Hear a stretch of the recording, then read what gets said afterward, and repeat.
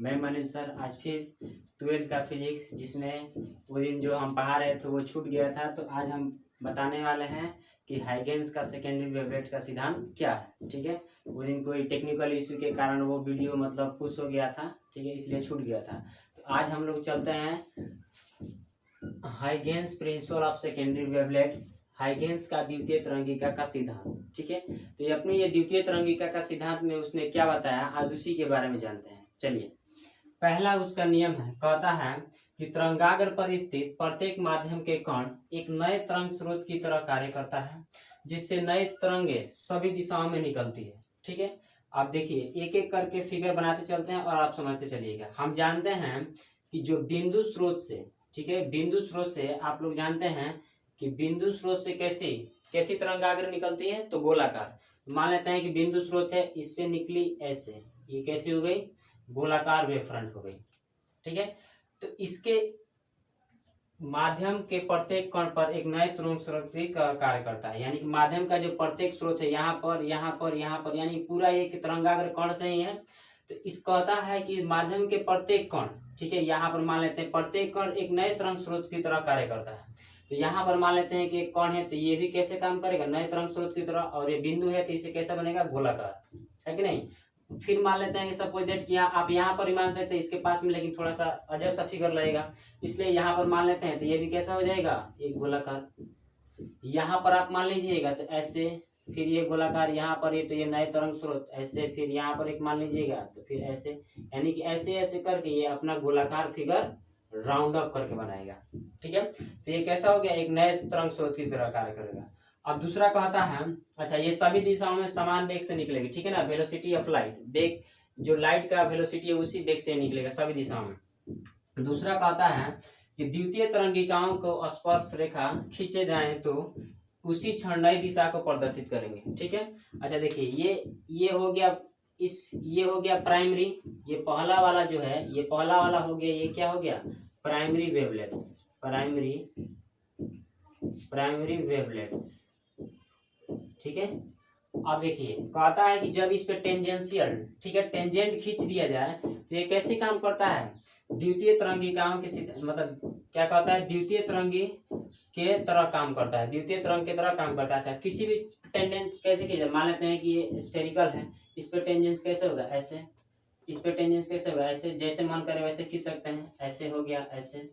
ठीक है कि नहीं, तो ये क्या है, द्वितीय तरंग की तरह कार्य करेगा। तो जब इस पे टेंजेंस खींचिएगा तो इस पे मान लेते हैं ऐसे, फिर इस पे खींचिएगा तो ऐसे, फिर इस पे खींचिएगा तो ऐसे, फिर इस पे खींचिएगा तो ऐसे, फिर ऐसे, फिर ये वाला ऐसे, फिर ऐसे, फिर ऐसे और फिर ऐसे। तो ये जो टेंजेंस खींचेंगे तो वो कैसा काम करेगा, सेकेंडरी वेवलेट्स की तरह काम करेगा, यानी कि ये वाला क्या हो जाएगा, सेकेंडरी वेवलेट्स, सेकेंडरी वेवलेट्स।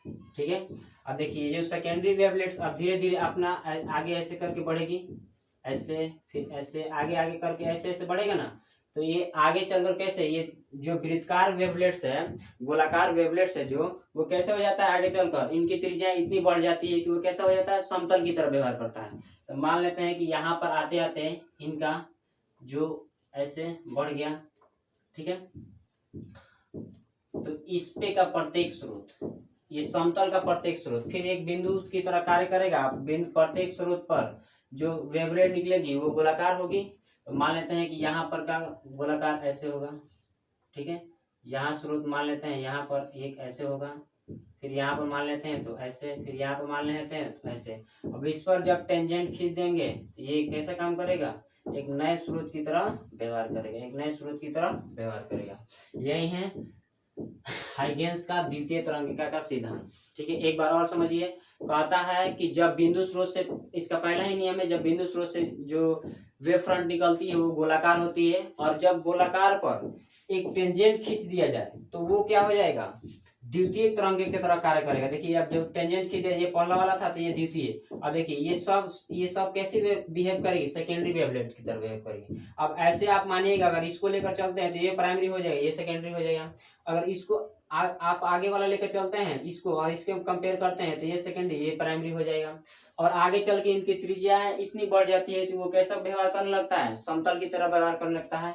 तो यहाँ पर मान लेते हैं कि ये बीच में से करके लाइन ले लेते हैं बिंदु की तरफ, तो इसे कह देते हैं हम लोग प्राइमरी वेवलेट्स, और ये क्या हो जाएगा सेकेंडरी वेवलेट्स। बात समझ में आया? और फिर आप अगर आगे खींचना चाहते हैं तो आगे भी बढ़ सकता है कि नहीं। तो ये हो गया देखिए हाइगेंस का द्वितीय तरंगिका का सिद्धांत। अब हम आगे पढ़ेंगे कि परावर्तन का नियम बताना है हाइगेंस के द्वारा और अपवर्तन का नियम बताना है हाइगेंस के द्वारा। ये आपके बोर्ड में 5 नंबर के एग्जाम में पूछता है, बहुत इंपॉर्टेंट है। इस बार तो नहीं पूछा था, लेकिन आशा है कि इस बार पूछ सकता है। ठीक है, तो आप इसे स्क्रीनशॉट ले लीजिए, हम इसे मिटा देते हैं, 2 मिनट के लिए साइड भेज देते हैं।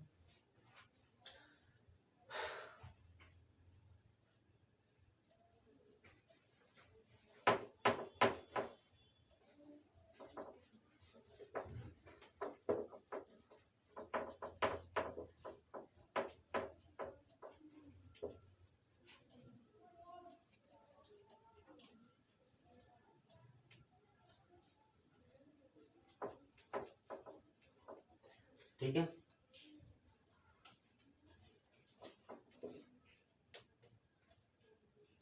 लिखते हैं प्रकाश का परावर्तन।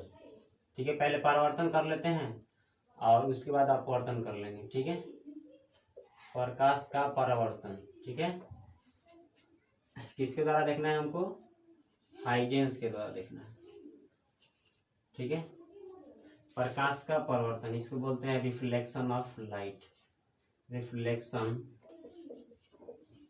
Of light. ठीक है, अब ध्यान दीजिए, रिफ्लेक्शन ऑफ लाइट, इसने अपने जो प्रकाश को माना था वो क्या माना था? तरंग। जबकि हम लोग पहले ही जानते हैं कि प्रकाश एक प्रकार की किरण है, लेकिन ये जब अपने नियम को सिद्ध किया था तो प्रकाश को एक तरंग मानकर सिद्ध किया था, और उसी को मानकर हम लोग आज सिद्ध करेंगे। ठीक है, तो चलिए इसको सिद्ध करने के लिए पहले हम नीचे से बना लेते हैं, बाद में इसका भाषा लिख देंगे। ठीक है ना? ठीक है, इसका नाम रख देते हैं एक्स और एक्स डैश, कुछ भी आप सपोज रख सकते हैं एक्स वाई, और इसको क्या कर देते हैं नीचे से कलई कर देते हैं, पॉलिश कर देते हैं, तभी नहीं अपवर्तन के नियम फॉलो करेगा, और नहीं तो ये क्या हो जाएगा? अपवर्तन के नियम में चला जाएगा अगर ये पॉलिश नहीं करेंगे तो। ठीक है, तो क्या किया, इस पे 2 समानांतर किरण को डाला, वेव फ्रंट को डाला थी, तरंगे को डाला। तो मान लेते हैं कि एक ऐसे आ रही है, सपोज दैट। ठीक है, और एक ऐसे, थोड़ा सा और दूर से ले लेते हैं। ठीक है, ऐसे। ठीक है, ये 2, इसका नाम रख देते हैं एक्स और इसका नाम रखते हैं वाई। ये 2 वेव फ्रंट हैं, सॉरी तरंग है, जो आकर इस माध्यम पे पड़ती है। ठीक है, अब ध्यान दीजिए, जब ये वेव फ्रंट है, इसका नाम रख देते हैं ए, और अभी इसका नाम रखेंगे, ध्यान देखिए। अब देखिए, जब ये वेव एथी है, तरंग है, इस पे टकराएगी तो कौन किसका नियम होगा? परावर्तन का नियम होगा। तो ये कहाँ चलेगी? ऐसे चलेगी। ठीक है, तो ये जब लाइट इस पे आई तो ये ऐसे चली गई। कैसे चली गई? ऐसे। ठीक है, और यहाँ से ये जब लाइट इमिट टकराई तो ये कैसे चली गई? ऐसे। ठीक है, तो ये इसमें ऐसे टकरा कर जाना ये आप पहले पढ़ चुके हैं, लेकिन ये क्या कहता है? मान लेते हैं ये हो गया, ये बी और ये क्या? सी। ये कहा कि ए से सी तक जाने में, देखिए ये बिंदु स्रोत की तरह काम करता था, ऐसे ऐसे ऐसे ऐसे यहाँ तक गया है।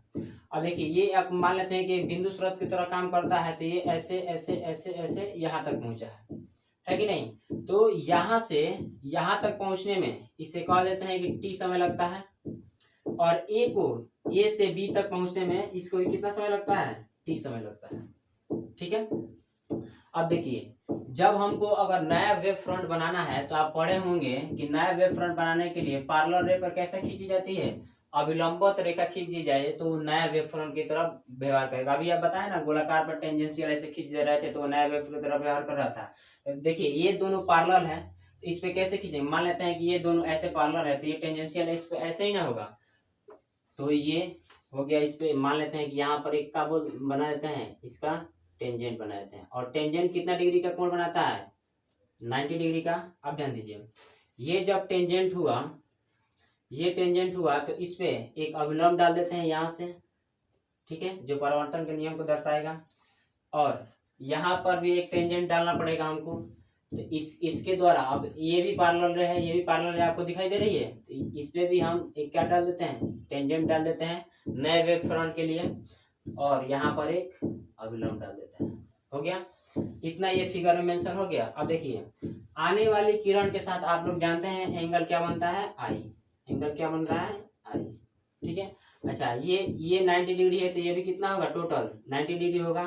तो ये जो छोटा सा है, ये छोटा सा, ये कितना होगा, 90 माइनस आई। ये कितना होगा, 90 माइनस आई।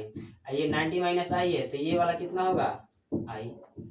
बस समझ रहा है। जब ये देखिए, ये 90 हुआ, जब इसमें प्लस करेंगे तो ये फिर कितना हो जाएगा, आई हो जाएगा कि नहीं। अच्छा, यहाँ पर देखिए, ये हो गया इसका एंगल आर, ये रिफ्लेक्टेड के द्वारा है, तो एंगल कितना होगा, आर। ये अच्छा, ये कितना डिग्री का कोण बनाता है, 90 डिग्री का वेव फ्रंट है, टेंजेंशियल खींचे तो ये कितना डिग्री का बनाएगा, 90 डिग्री का। तो ये अगर 90, तो ये कितना हो, ये नीचे वाला भी 90 है, ये टोटल ऐसे, तो ये 90 है, तो ये कितना हो जाएगा, 90 माइनस आई, सॉरी आर। तो ये कितना हो जाएगा, ये वाला आर। बात समझ में आया, ठीक है।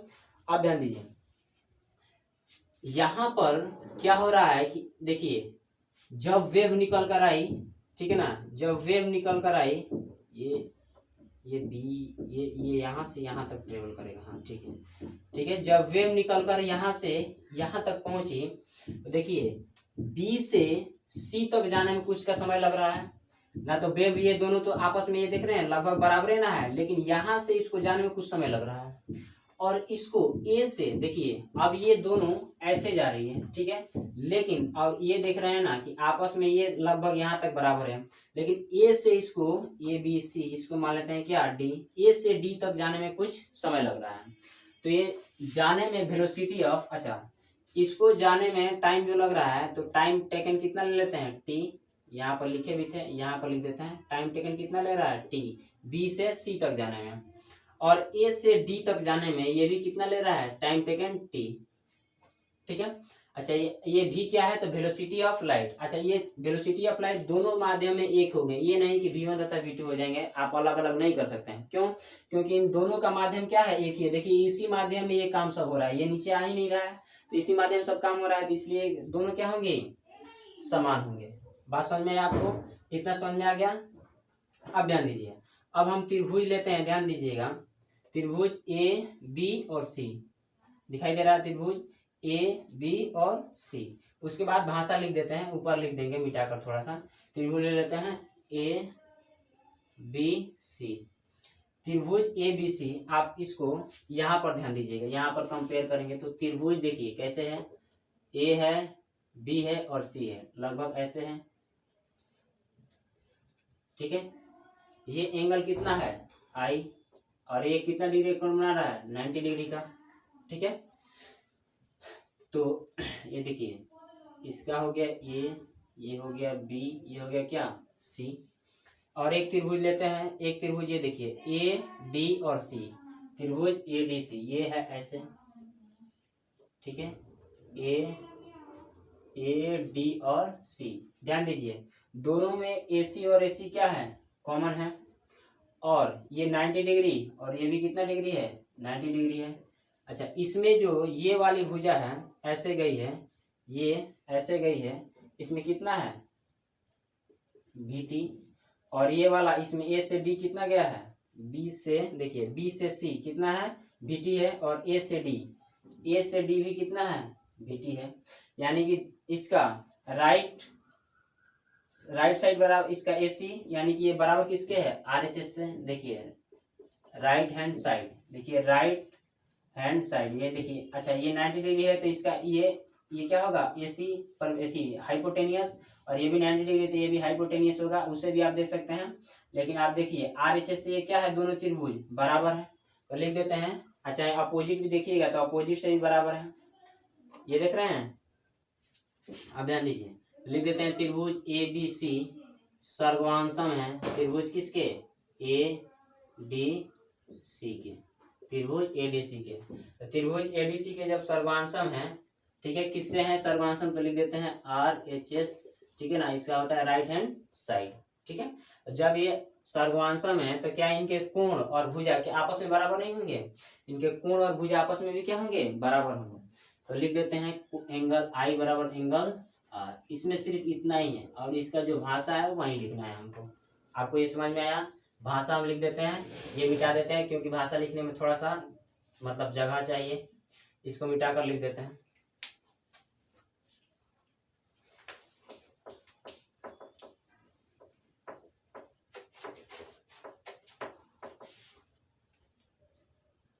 ठीक है, लिखते हैं माना कि जो जो इसमें है उसी को लिखेंगे। ठीक है, माना कि एक्स एक्स डैश, माना कि एक्स एक्स डैश एक परावर्तक पृष्ठ है, परावर्तक पृष्ठ है।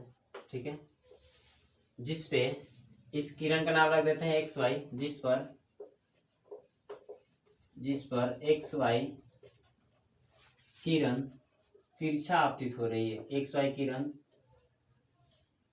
तिरछा आपतित हो रही है। ठीक है, एक्स वाई के द्वारा बनाया गया कोण कितना है? एंगल आई। एक्स वाई के द्वारा बनाया गया कोण कितना है? आई है। कितना है? आई है। ठीक है, उसके बाद लिख देते हैं बी से सी तक जाने में तरंग बी को सी तक जाने में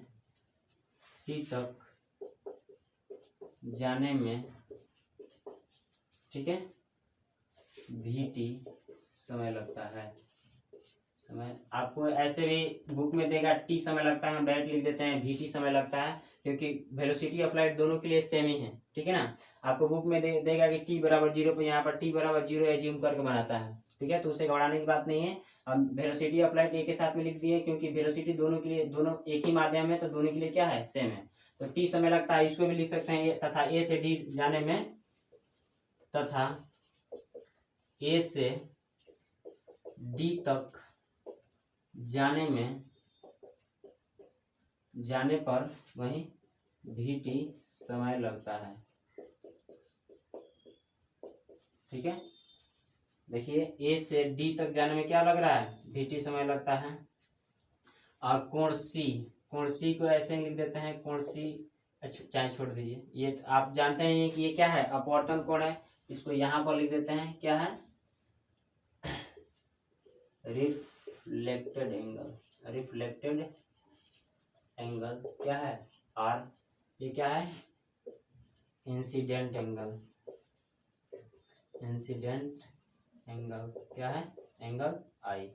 आप समझ में आया आपको? एक बार हम फिर समझा देते हैं कि देखिए ये क्या हुआ, ये तरंग आई, इस पे तिरछा आपतित हुई, तो यहाँ पर देखिए ये दोनों यहाँ तो ये लग रहा है कि ये समान है, लेकिन B से इसको C तक जाने में कुछ समय लग रहा है।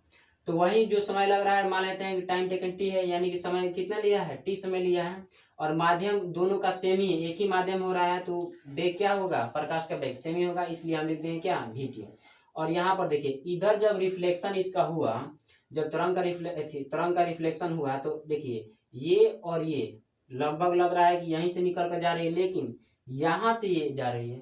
A से D तक जाने में इसको T समय लगता है और VT लिखेंगे क्योंकि माध्यम क्या है? सेम है। ये आई, तो ये अच्छा, तो नए तरंगाग्र बनाने के लिए हमको क्या करना पड़ता है? टेंजेंट डालना पड़ता है। और ये क्या है? ये अब ये मत समझिए कि ये टेंजेंट इसके लिए नए वेव फ्रंट के लिए नहीं, ये टेंजेंट है। ऐसे रिफ्लेक्शन का नियम आप जानते हैं, एंगल आई बराबर एंगल आर होता है, तो उसमें एक अभिलंब खींचा जाता है। ठीक है, आप ऐसे भी देख सकते हैं, देख रहे हैं ना अभिलंब, ये ऐसे देख सकते हैं, ये और ये क्या? अभिलंब। ठीक है, तो आज हम लोग इतना कर चुके हैं और अगले दिन हम लोग रिफ्रैक्शन ऑफ लाइट किसके द्वारा पढ़ेंगे? तो हाइगेंस के द्वारा पढ़ेंगे।